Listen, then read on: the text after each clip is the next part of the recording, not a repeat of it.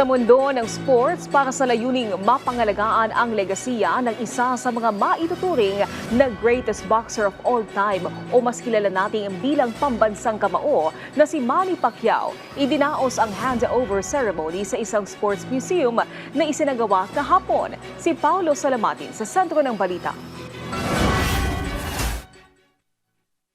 Opisyal lang ibinigay ni pambansang kamao at 8th Division World Champion Manny Pacquiao sa Philippine Sports Commission ang fight-worn gear ni Manny Pacquiao kasama ang World Boxing Council Championship belt katulad nito sa bagong ayos National Sports Museum dito sa Pasig City. Present sa nasabing seremonya si Pangulong Ferdinand R. Marcos Jr. kasama si First Lady Liza Araneta Marcos at Philippine Sports Commission Chairman John Patrick Gregorio. Inihandog din sa naganap na event ang maikling tribute video patungkol sa naging tagumpay at karangalang iniambag ni Pacquiao para sa bansa sa kanyang buong karera. Ani Pacquiao, ang memorabilyang kanyang ipinamahagi sa PSC ay hindi lamang basta umano palamuti sa museo, kundi isang tanda ng ilang taong pagsusumikap at pagpupursigi na nais niyang gayahin ng mas marami pang atleta sa bansa. This memorabilia represents stories of perseverance, sacrifice, faith, and unwavering determination. They stand as enduring reminders that every triumph achieved was made possible through the collective prayers, support, and unity of the Filipino people.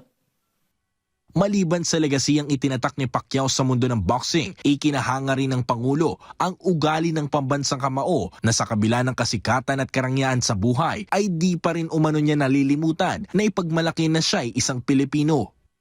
We can say that sa buong kasaysayan ng Pilipinas, there was never a time when we were more proud to be Filipino and when Manny was winning all those fights but hindi lang kasi napakagaling niya, never niya kinalimutan ang pagka-Pinoy niya. Pagkatapos ng seremonya, nagkaroon din ng pagkakataon ng mga atletang dumalo na mahawakan ng WBC Championship belt ni Pacman upang magpa-picture. Anila, mas tumaas umano ang kanilang moral upang ipagpatuloy ang kanilang journey ng pagiging atleta at magbigay ng karangalan sa bansa tulad ng naabot ni Pacman.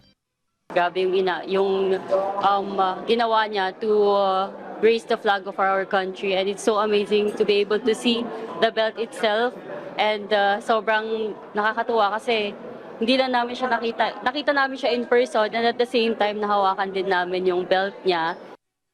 Ibinahagi naman ng ilang sports officials kung gaano kalaki ang kontribusyon ng Manny Pacquiao memorabilia sa Philippine Sports Museum. Yung memorabilia na yan, it will last generations and so many generations. Habang buhay na yan diba? And it is the responsibility of the Philippine Sports Commission to take care of this memorabilia.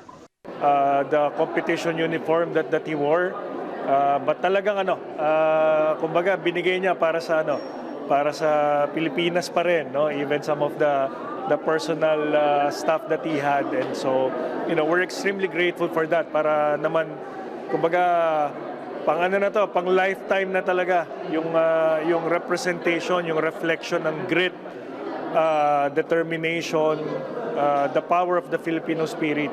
Talagang habang buhay na nandito yan sa museum.